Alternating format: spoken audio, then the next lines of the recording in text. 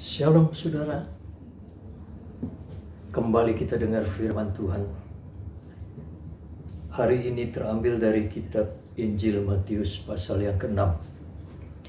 Saya akan bacakan dua ayat 25 dan 34, demikian bunyinya.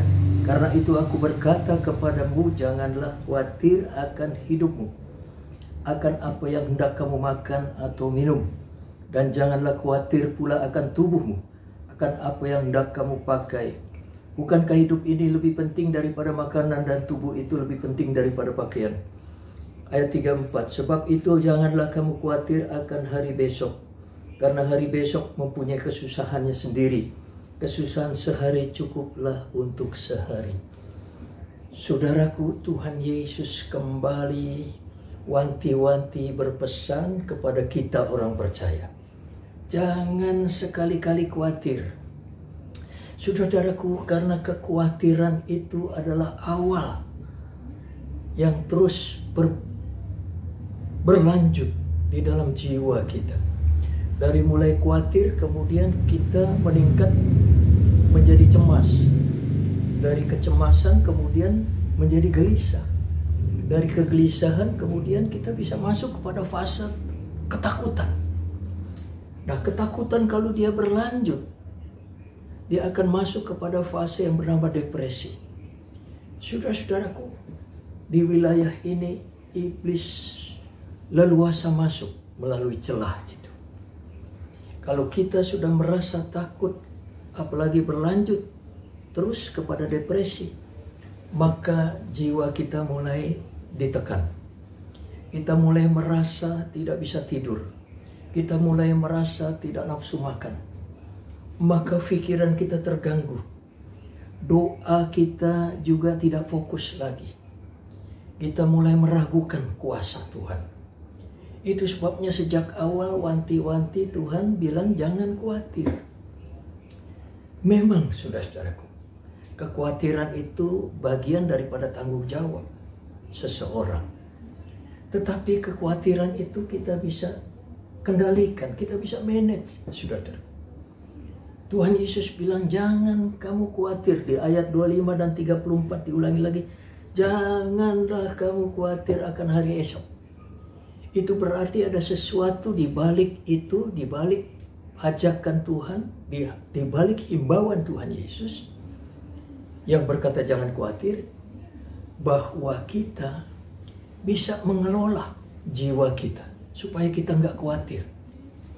Pertama, setiap pagi hari biasakan kita datang di dalam doa. Setelah itu kita biasakan untuk baca dan renung firman Tuhan.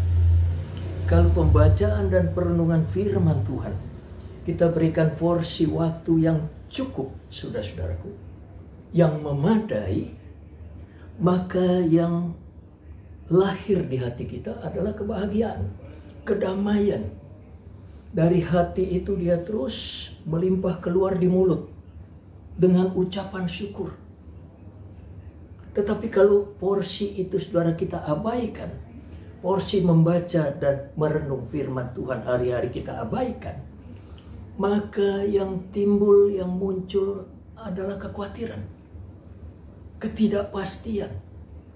Nah, itu sebabnya saudara-saudaraku, Tuhan Yesus berpesan, jangan kamu khawatir. Kekhawatiran memang sering tidak berdasar, tidak menjadi bukti. Kekhawatiran itu cuma perasaan terkadang. Ya, kita khawatir akan hari esok. Kita khawatir dengan anak-anak kita. Kita khawatir dengan pekerjaan kita. Kita khawatir dengan pelayanan kita. Memang kekhawatiran itu sesuatu bagian daripada tanggung jawab kita untuk menghandle, untuk memanage kehidupan ini. Tetapi saudara-saudaraku, tadi yang saya katakan bahwa kekhawatiran itu kita bisa minimalisir. Sebab kalau kekhawatiran tidak dihabit, ya tidak bisa dimanage, maka dia akan berlanjut tadi menjadi kecemasan, menjadi kegelisahan, menjadi ketakutan, bahkan bisa menjadi stres. Saudara-saudaraku, kalau kita udah stres, depresi, maka setan dia obok-obok kita. Nah, itu sebabnya saudara-saudaraku, jangan kita khawatir. Coba kita pandang kepada firman Tuhan. kekhawatiran sehari. Tuhan katakan apa di sini? Kesusahan sehari. Cukuplah untuk sehari. Setiap hari ada kesusahannya sendiri.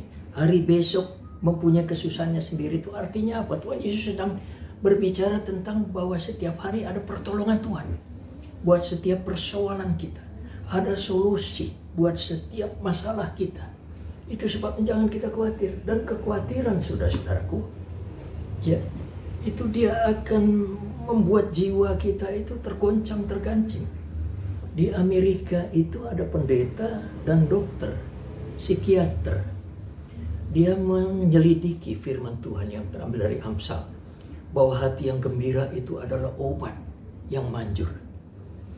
Dia riset, dia selidiki, saudara-saudaraku. Hasilnya, dia katakan bahwa hasilnya adalah ketika orang mulai panik, mulai stres, mulai ketakutan, dari mulai gelisah tadi, cemas, kemudian membuahkan kegelisahan dan membuahkan ketakutan, maka fungsi-fungsi tubuhnya mulai error, tekanan darahnya mulai terganggu. Ya, saudara-saudara, kalau ini berlanjut terus, maka fungsi-fungsi tubuh, imunitas tubuh itu dia akan menurun. Maka yang datang kemudian adalah penyakit.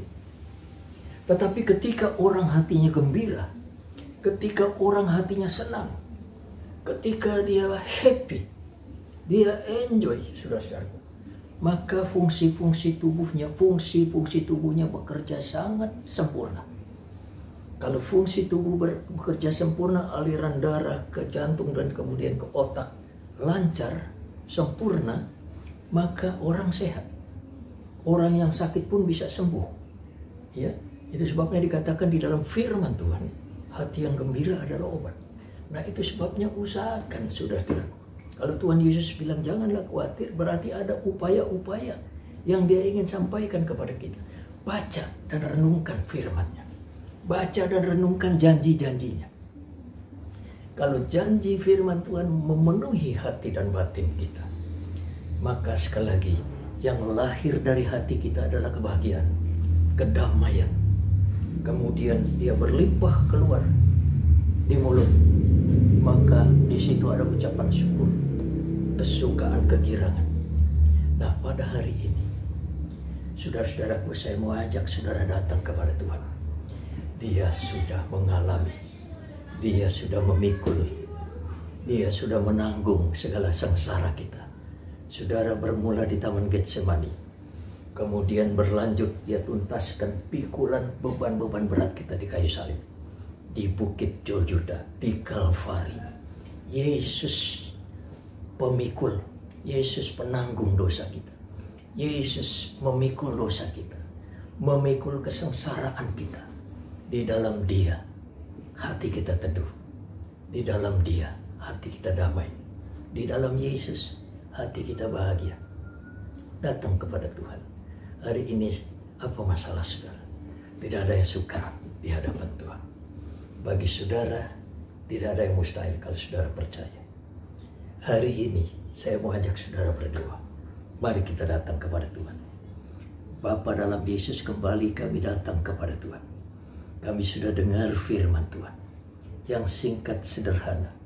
Tetapi biarlah Engkau meteraikan kebenaran firman-Mu itu di dalam hati kami. Mampukan kami untuk menghilangkan kekhawatiran. Mampukan kami Tuhan untuk membaca dan merenung firman Tuhan. Berikan kami roh haus dan lapar akan kebenaran firman Tuhan. Supaya kami belajar. Supaya kami merenungkan firman Tuhan. Supaya kami menaruh janji-janji Tuhan. Dan itu menjadi iman di dalam hidup kami. Apabila kami sakit, apabila kami berbeban berat, hari ini kami berdoa dengan percaya dalam nama Tuhan Yesus. Kami usir segala penyakit. Di dalam nama Tuhan Yesus, kami berdoa mengucap syukur haleluya. Amin. Tuhan memberkati saudara.